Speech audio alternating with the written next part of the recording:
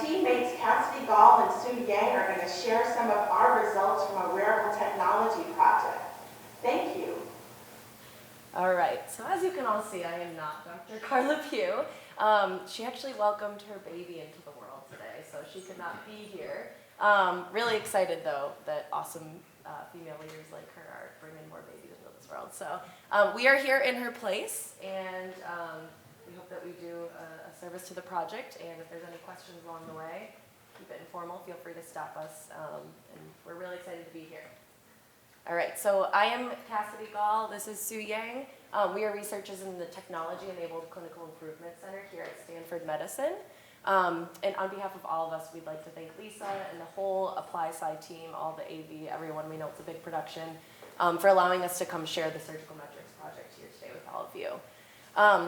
So in October 2019, our team, along with the Neurosteer team, who you will be hearing from tomorrow, I believe, had the opportunity to attend the American College of Surgeons Clinical Congress, where we used a suite of wearable technologies to collect clinician-focused data during an open simulated bowel repair. So the Stanford communications team joined us on this journey, so we're going to share a little bit of content to give you an overview of the project before we dive into the preliminary data insights.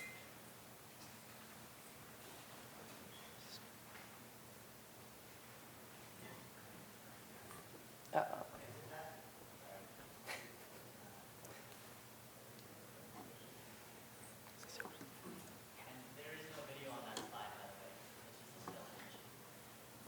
It's when you click it, the YouTube link is embedded. Oh. I think that's fine. We could probably just explain the project then. Yeah. It should be simple. Okay. Yeah.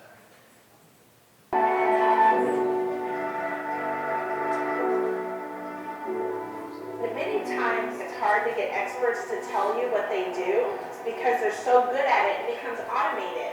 And it actually makes it difficult for them to verbalize it or remember that it's even important, or that someone who's just beginning doesn't know how to do that.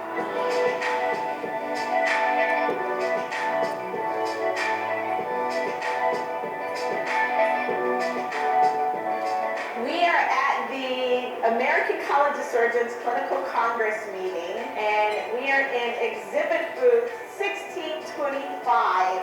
This is the Surgical Metrics Project. The first time ever that the American College of Surgeons has partnered with a university to do a pilot study around actually quantifying the surgical process.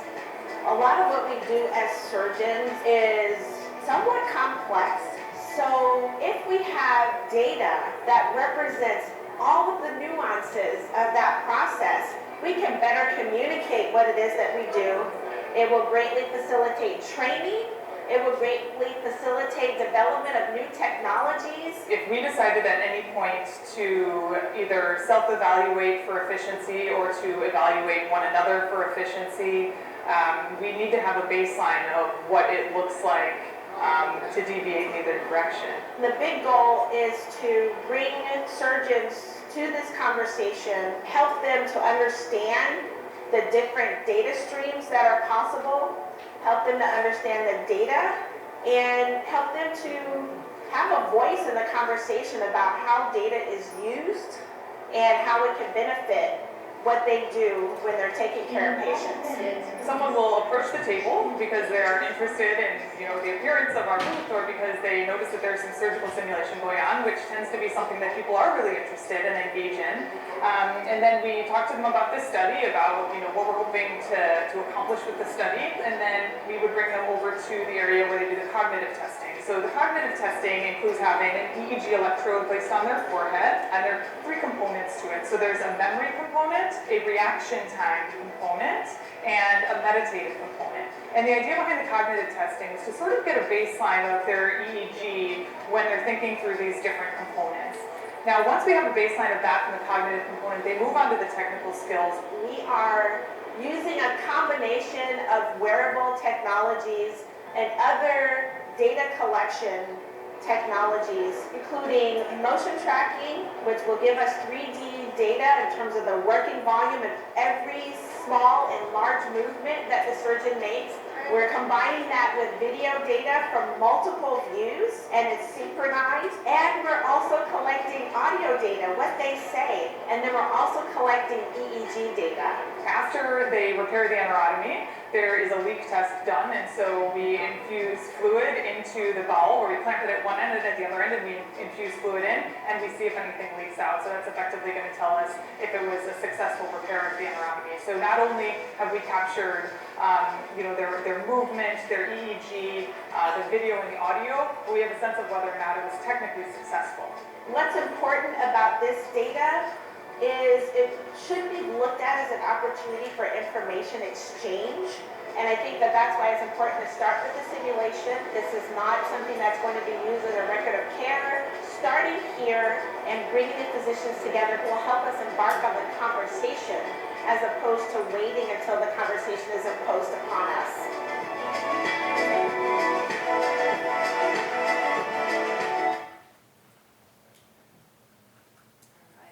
Thank you so much for your attention during that video. Hopefully it gave a nice overview of the project. Dr. Pugh says it better than anyone, so I wanted to let her go ahead and give you all an overview. So really we got started with this idea and this project a few years ago, and really it's all we've been living and breathing for the past year. But we're really excited because the conversation in healthcare right now is very revolved around data and data analytics. And while it's awesome that there is a lot of emphasis and focus on the patient, we are super eager as a research team to learn what happens when we start to focus on physician-centered data, specifically clinical performance data. So of course we know that there is a huge mainstream trend of wearable technologies. We see it used in athletics all the time. All of you are probably wearing a wearable. They're affordable, they're low profile, and that's really exciting for us because we are seeing the surgeons that we work with on a daily basis wearing these exact same wearables that we wear in and out of the OR. Of course, there are a lot of issues with sterility, so they get around that by usually throwing their Apple Watch and a Fitbit on their ankle while they're operating, but a lot of times it's really important to track sleep and other biometrics while they're on service such that they can optimize and really hack their life as surgeons. So the biggest question we get asked in our line of research is, do doctors even want to be tested? And what I can say is that for the past 15 years or so, Dr. Pugh has led teams all over the US, collecting data from different specialty society meetings, putting wearables on physicians, oh, thank you. Sorry, I thought I was trying to be loud, but hopefully this is better. So we've been traveling all over the nation to specialty society meetings, collecting data, putting wearables on physicians. And what's exciting for us is anytime we set up a data collection, the surgeons just line up. There's no pre-recruitment process, nothing like that. They're coming to us, they're excited about what's happening, and they're eager to be involved in the conversation around data sharing. So we actually had the opportunity to ask point blank all of the participants at the conference that you saw in the video, what are your attitudes towards data sharing? How would you feel about contributing to we went from PC to Mac, I see. Sorry about that. What is your attitudes towards contributing to a longitudinal database of physician performance? And the responses we got were overwhelmingly positive. And we also asked if they would be interested in tracking their own performance. Just as you track your steps on a Fitbit or your sleep, would you be interested in some sort of interface or platform where you could actually track your performance? And again, overwhelmingly positive responses. So not only did we have surgeons lining up to contribute their data, we now have the survey and anecdotal evidence that tells us we're headed in the right directions. And then Twitter just blew up with the surgical metrics project thing. We know that actually the folks in medicine are very active on Twitter. They're really good at it. And so this is one of the many tweets, but this is from Dr. Andrew Wright, a collaborator out of the University of Washington. And it was really nice for us to see surgeons posting their interaction with our data collection on Twitter because it really humanized the process and allowed us to kind of go back and ask any follow-up questions and things like that. So what we're most excited about with this new partnership with the American College of Surgeons, and now this is the biggest surgical society in the world. It's home to roughly 82,000 surgeons worldwide. We are really excited because they have given us the platform to take what it is that we do in a simulated environment, simulated clinical environment. We set this up in the exhibit hall and really take it to the point of care. So that's where we're headed. We want to be able to take the motion tracking, the cognitive testing, and the other wearable technologies we use to track physician performance and introduce them at the point of care with real patients. And while we're not quite there yet, the goal for the time being is to continue attending these specialty society meetings. We work all across specialties. All of the technologies we use are procedure agnostic, which is really nice so that we can delve into all types of data sets and work with the surgeons to co-develop the metrics, procedures, and policies around this data sharing.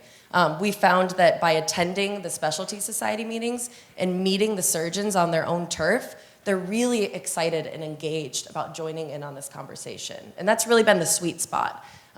So I don't know, maybe this framework is replicable for other industries outside of surgery, but that's been really working for us, which is exciting. Another exciting thing is that we know with any new data set, there's always going to come a conversation of protection and privacy. And just as we would protect, just as we protect our patients' data, we definitely want to start forging ahead and get ahead of the conversation when it comes to protecting physician-driven data. And so we've been working with Dr. David Hoyt out of the American College of Surgeons to be prepared for this conversation as it comes down the pipeline. So taking you back to the data collection, back to our exhibit hall, you saw that surgeons were in and out of the exhibit hall, and initially when they approach us, we have them complete a survey, which gave us boatloads of really good demographic data, which we're diving into right now. And then we had them engage in a baseline cognitive assessment. You saw that in the video that surgeons were being fitted with EEGs, and those are by our NeuroSteer team, who you'll be hearing from. They're all here today, and you'll be hearing from them tomorrow. And then after that, we had them suited with additional wearables, the magnetic motion tracking sensors on the hands, which track all of the movements in three-dimensional space. And then they went ahead and engaged in the bowel repair. And every single surgeon was presented with the exact same segment of bowel. So we used porcine tissue, and all of the injuries were done ahead of time, in a standardized manner, such that every surgeon was presented with the same injuries. And they were tasked with running the bowel, finding these enterotomies. One was really big and one was quite small. And it was really interesting to see the different levels of frustration. Some were residents, they were trainees, totally stressed out, had no idea, that there was even a hole in this bowel. And then, of course, once they found it, had to repair it. And then we performed our fun little leak test, and that left surgeons with an engagement time of about 25 to 30 minutes in our booth from start to finish. So for a surgeon, it's quite a big chunk of time to ask, and we were lucky enough to get about 300 surgeons participated over the course of 3 days. So this is an example of our leak test. As you can see, liquid is being perfused via a motorized pump through the bowel. And in this case, this one didn't leak. So we had a nice standardized way of looking at the efficacy and really the quality of the repair. All right, so once our surgeons are all suited up with their wearables, this is what they look like. This surgeon is ready to participate, and we're hoping that someday we can introduce something that looks like this at the point of care. Dr. Pugh she's a trauma surgeon herself, and she's actually already had the opportunity to wear the NeuroSteer EEG while operating, which is really great. And she moved between cases seamlessly and got boatloads of data, so that's where we're headed. So of course, these are our 4 data streams: audio, video, EEG, and motion tracking capture. And because we have some really exciting preliminary insights from this data collection, I'm going to turn it over to Sue to dive into them. All right, thank you, Cass. Yeah. Okay. So as Cass said, we are showing our preliminary data, and what we will be showing today is both EEG and motion data. So we will begin with the motion data set, and with this motion data, we analyze the motion for each participant based on when they first interacted with the simulation until they last interacted with the simulation. And then to stratify it further, we broke them into either they leaked or they did not leak groups, and then broke those groups down based on their completion time. So as you can see, we have broken the participants down into two groups, no leaks and leaks, where 63% of our participants did not leak and 37% of them did.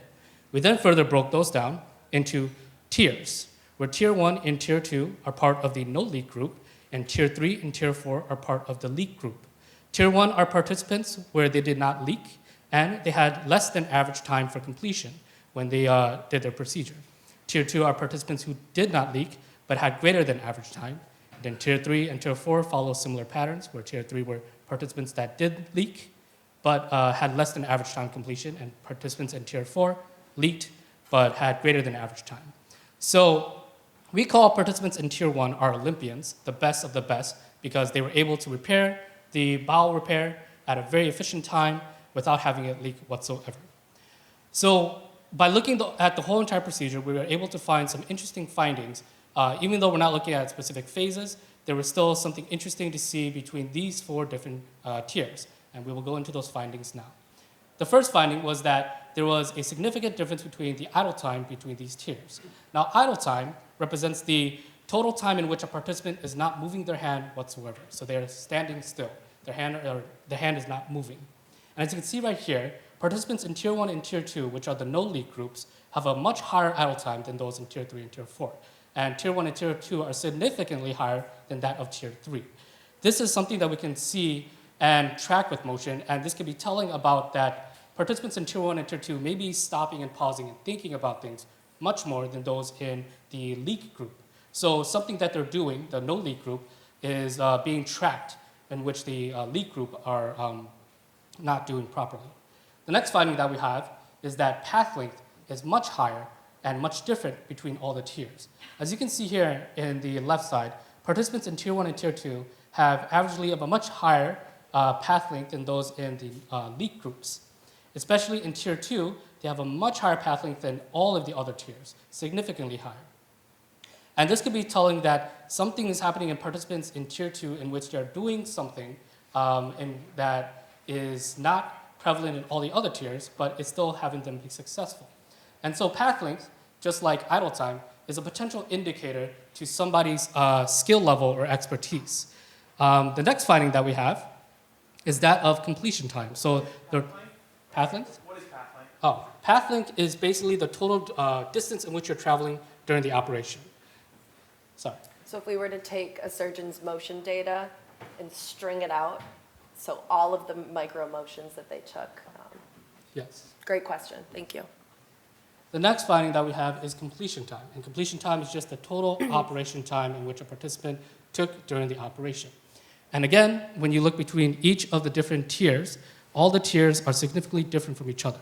And as you can see, tier 2, again, is being one of the highest compared to all the other tiers. And tier 3 is one of the lowest. So tier 2, again, is doing something that is taking more time and doing something that is a little bit more different than all the other tiers, but are still succeeding. And then our final finding is that of smoothness. And smoothness is defined as how smooth your hand is when you're doing the operation, how well you're handling the tools. And in this case, the higher your value, the less smooth you are, the more jerky you are. And again, tier 2 is another group that comes up as significantly different from all the other tiers. So again, something is happening with these tiers. So to state this, this is just for the whole entire operation. We are not looking at phases, we're not looking at specific tasks, but it is very telling that these metrics are picking up something that can distinguish between these different tiers based on how well they did on the repair, their outcomes, and their completion time. So there's something in this motion metric that we are planning to look further into, but it is a very interesting finding at the moment. Our next data set that we looked into was the EEG data. And again, this data was analyzed from when the participant first interacted with the simulator to when they last interacted with the simulator. And our next slide will show a plot of the EEG. This is not an EEG plot, but this is a plot of the biomarkers that we were looking at, in which the Neurotech team has provided us. And as you can see, there are 3 different colors shown on this plot. The blue color is representative of emotion activity. The green color is representative of the cognitive activity. And the red color is representative of the executive activity. On the left side, you can see there is a black line, and that black line is showing when the participant actually first interacted with the simulator. And the yellow line is just helping you orient yourself to this graph, in which the yellow line represents negative 0.2. So right here, we have two of these plots, and both of these plots are that of residents that are still in training. And as you can see between these two plots, though they are both residents and of similar level, they are significantly different from each other. These two plots are plots of attending surgeons of their top level. So these are some of the best attending surgeons that we had attend. And as you can see, they have much different spikes in their plots and different spikes in different biomarkers. And we will be diving into these today. So right here, this is a resident, and you can see on their first spike, denoted by the black X, this is when they actually found the first enterotomy, which was a large hole in the bowel. The next spike was when they were trying to pass the suture through the bowel, but then were unable to and had to retract it and try again. So this was a poor suture pass. And then the last spike that we looked at was when they found the second enterotomy in our bowel. Because in our bowel, there are two enterotomies, one larger one that is very easily able to be seen, and the one much smaller one. And so you can see that these spikes are happening on executive biomarkers, and we can easily correlate them based on just the time in which they occur, and we can see that they are happening at distinct moments of the procedure. Now, as an attending, you can see that it is not executive that is spiking, but it is the emotion that is spiking. And right here, this first spike is when the attending participant is helping the assistant position the tools properly so that they can begin working on the actual bowel itself. And then the next spike, you can also see, is when they are attempting to cut the suture, but is actually, the attending is actually having a hard time. It may be hard to see here, but when they attempt to cut the suture for the first time, it actually does not snip the suture, so they have to attempt to release the scissors and then do it again. So they're having a little bit of a difficulty of using these poor, dull tools. And then finally, the last spike that we see is when the attending participant is attempting to pick up the mosquito forceps, but is having a hard time grasping the handles and sticking their fingers into the handle itself. So we can see from all these plots that there is something definitely correlated to the spikes in their cognitive activities. And our hopes is, in the next steps, is that we will take a much more deeper dive into the EEG and in the motion, and hopefully we can start looking at the different phases of the motion and then correlating that with EEG. And with that, we hope to build some sort of system in which we can give feedback to surgeons. And then hopefully we can apply this at the point of care and give real-time feedback and help improve patient outcome in the end. And with that, I would like to thank you for your time, and I would like to open up the room for any questions. Thank you.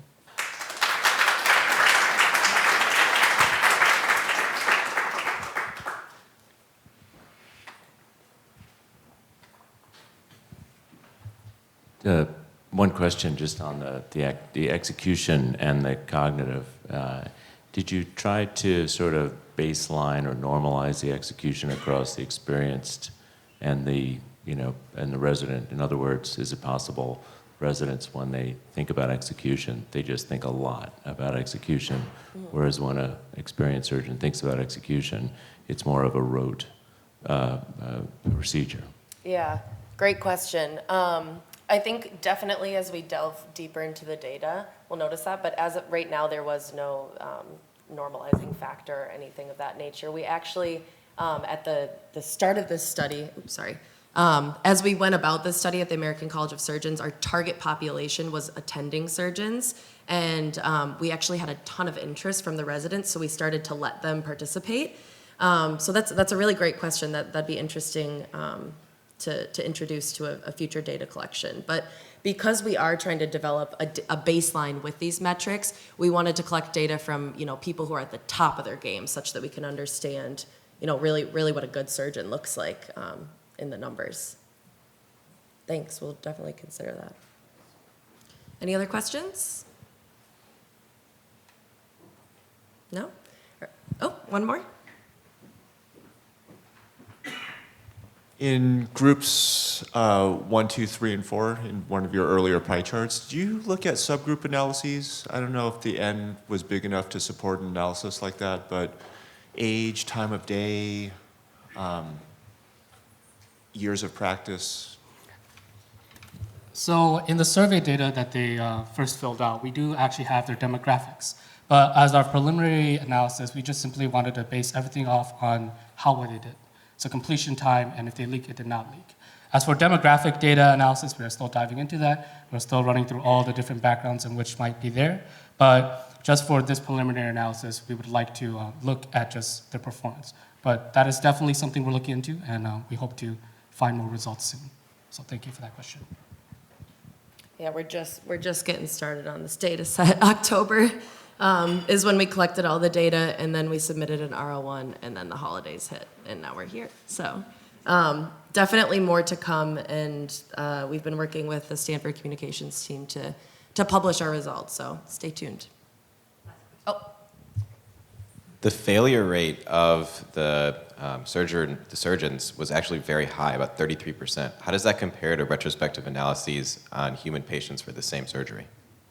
Great question. I don't know that we have looked into that. That would definitely be a question that Dr. Pugh would be able to answer. To be honest, I don't know. Do you know? Yeah, not sure, but we can get back to you. If you want to collect our emails, we can definitely get back to you with that. Okay, thank you so much.